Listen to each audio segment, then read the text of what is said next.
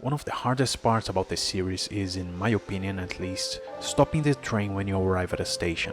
Everything that can go wrong usually goes wrong at that part of the game.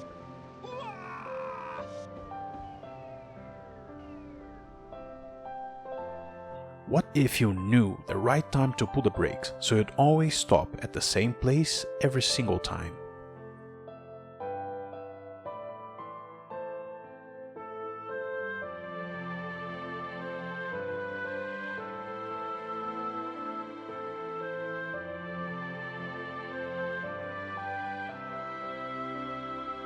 If you've played this before, then you know what I'm talking about.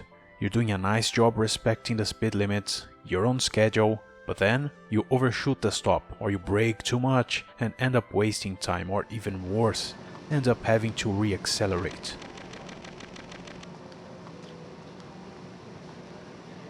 If you were conducting a train in real life, you'd be expected to know exactly how long the train would take to go from a specific speed to a full stop. So maybe that's what we've got to do here.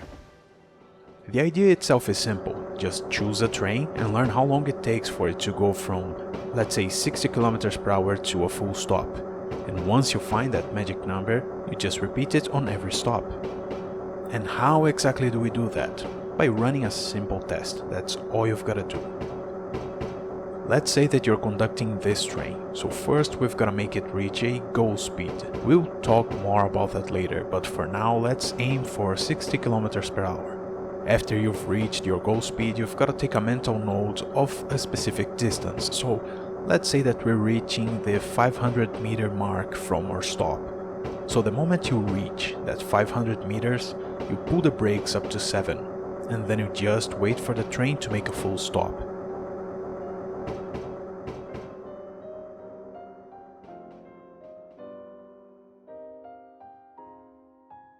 Okay, so let's say that our train stops at the remaining distance of 350 meters.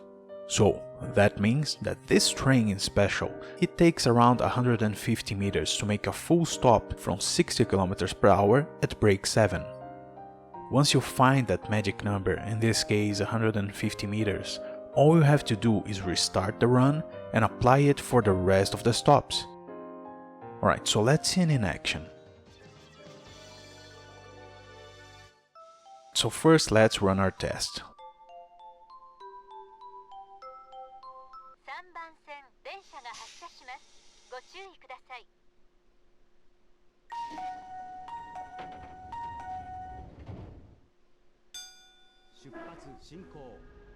Okay, so let's get the train to 60 km per hour.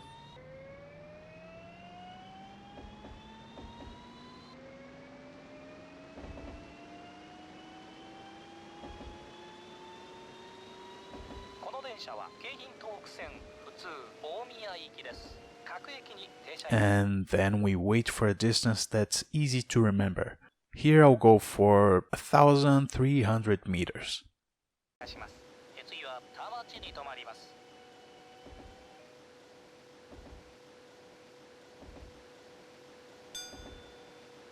Alright, once we reach that distance, I'll pull the brakes up to 7 and wait.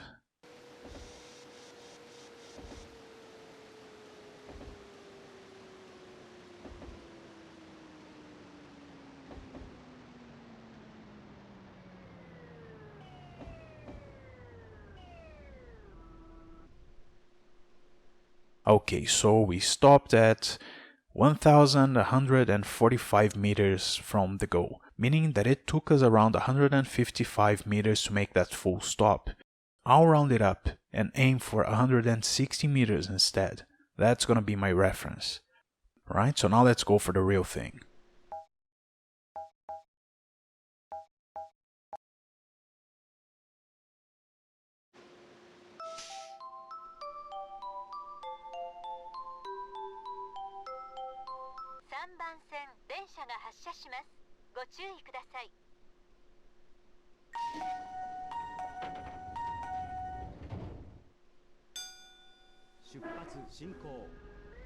So all I have to do is make sure that I'm at 60 kilometers per hour, and then when I get to the distance of 160 meters, I pull the brakes up to 7. So let's see how it goes.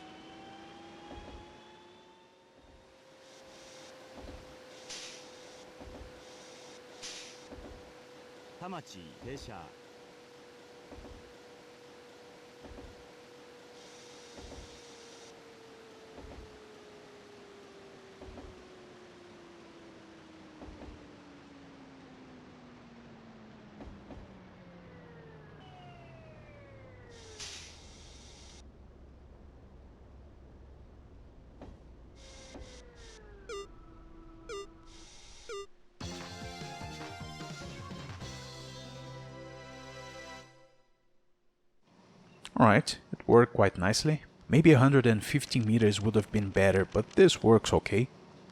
So let's see the next one.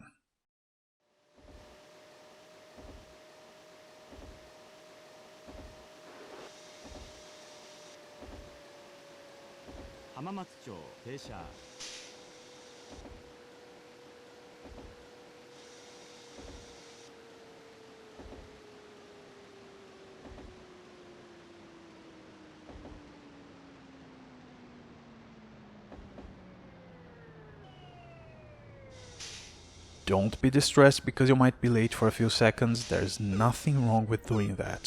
So... there we go. Again, that worked nicely too. Let's try the next one.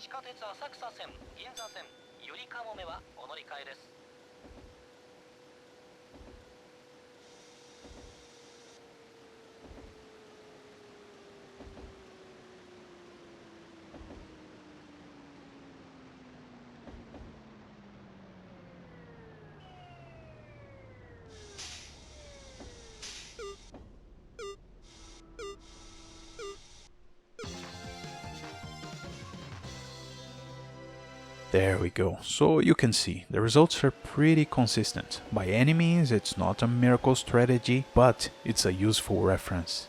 And when I say it's just a reference, I mean it, because not all stops are gonna be the same. Let's check the next one for an example. You see, the speed limit on this station is 45 kilometers per hour, so we can't use that magic number here.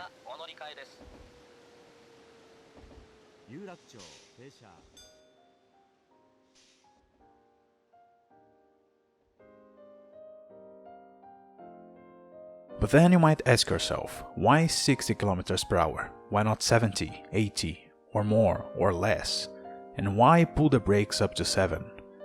The thing is, you have to adjust those numbers according to the line you're playing. Most of the city lines will have a speed limit of around 60 kilometers per hour near the stations, and you rarely reach speeds higher than 100 kilometers per hour. But there are some city lines that cover long distances where you often run at 120 kilometers per hour or even more. So for those, you might be better off figuring out how long it takes for the train to go from 80 kilometers per hour or even 100 kilometers per hour to a full stop at brake 7, instead of the 60 that we've been using before. It all depends on the train and the line you're going to play. And then why brake 7? Why not 8? Because with 7, in case something goes wrong, you could still pull the brakes up to 8 and be fine. If you go for 8, the only brake higher than that is the emergency brake, which is kinda risky to use. Keep in mind though, this is just a reference value, like I said before. There are many variables involved, so it's not going to be 100% precise all the time. The tracks might be going slightly uphill or downhill. If it starts to rain during the course, you can bet you're gonna have to add another 10 or 20 meters to your distance. And even the speed that you pull the brakes up to 7 will change your distance. And that's basically it. Regardless of which Densha de Go game you're playing, you can apply this logic to any of them.